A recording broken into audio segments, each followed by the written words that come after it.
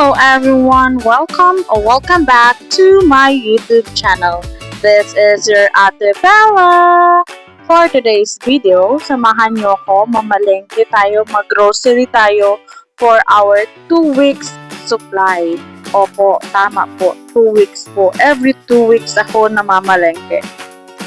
After palengke, punta naman tayo ngayon sa Pure Gold. Yes po, Pure Gold po ako namimili ng mga meat and other supplies kasi feeling ko mas safe at mas quality sa Pure Gold kaysa sa palengke, lalo na pag meat, lalo na dito sa lugar kung saan ako nandito ngayon or saan kami nakatira ngayon kasi sobrang nadudugyutan ako sa palengke dito, kaya sa Pure Gold ako na namimili ng mga meat. So alam nyo na yun, iwas sakit, iwas din, kailangan sa palengke. Sa palengke kasi maganda naman doon, kaso lang one time kasi na bumili ako na medyo na-disappoint ako kasi yung karne nila is medyo something na may off na. So ayun, simula nun hindi na ako namili sa palengke, diretso na ako Pure Gold. Total halos parehas lang naman yung presyo nila. So, ayun lang yung mga pinagbibili ko. Mostly, pang-ulam lang namin ng anak ko and then pang-merienda. Kasi hindi kadalasan na andito yung asawa ko. So, parang bisita lang yung asawa ko sa bahay. Kasi nga, mostly, nasa work siya. So, kami lang lagi ng anak ko at dito. Kami lang kumakain. Pero umuwi naman araw-araw yung asawa ko. Kaso, mas maraming time na nasa work siya. Madalas OT. So, ayun. Kaya itong mga food na to is sa amin lang halos lahat. So yung pagkain lang ata dyan ang asawa ko is yung tokwa lang. And then the veggies. Kasi nagbabaon siya minsan sa work ng pagkain niya. So ayan. Namili na rin ako ng meat.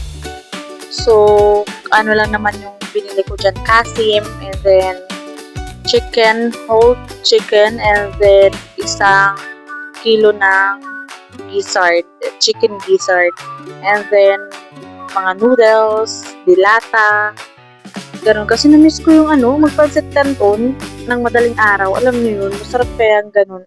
So, bumili na lang ako, and then also butter, harina, and then oil, and everything turned up. So, anyways, yung inabot pala ng budget ko sa Pure Gold only is 2,399.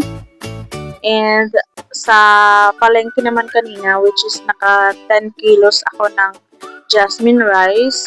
So, nasa 580 yun. And then, 300 pesos for the itlog. 245 sa itlog. And then, 280 sa mga gulay.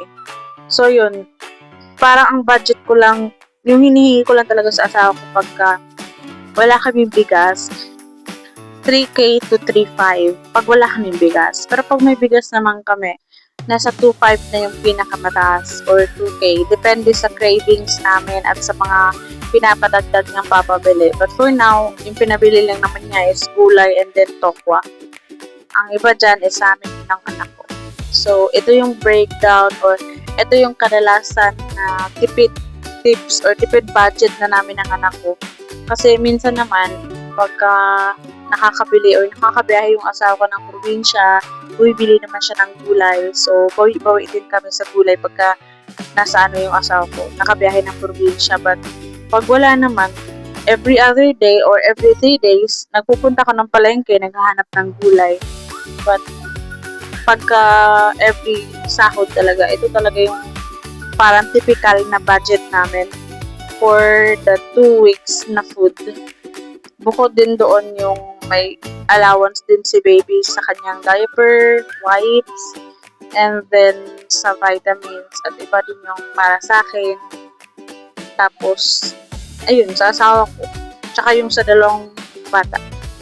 So, ayun, mostly ganun lang naman talaga yung budget namin. So, depende pa rin yan sa mga nanay kung paano mag-budget. Lalo na ako, madalas, luto talaga ako. Nagluluto ako sa bahay.